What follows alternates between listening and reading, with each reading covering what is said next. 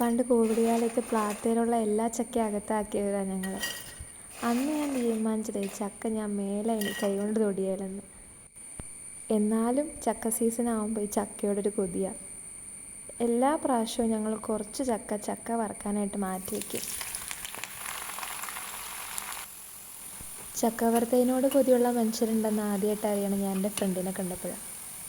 ഞങ്ങൾ പണ്ട് ഇൻറ്റേൺഷിപ്പ് ചെയ്തുകൊണ്ടിരുന്ന സമയത്ത് രാത്രി ചക്ക വറുത്തത് കഴിക്കണം എന്നുള്ള കൊതിയായിട്ട് പിറ്റേ ദിവസം രാവിലെ എറണാകുളം മുഴുവൻ തപ്പി.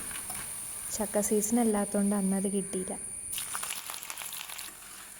ചക്ക ഒരുക്കൽ പാടാണെങ്കിലും എല്ലാവരുടെ കൂടിയ ചക്ക ഒരുക്കണതും തീരണതും അറിയില്ല. ചക്ക വറുക്കാനറിയാത്ത ആരും ഉണ്ടാവുകയില്ല.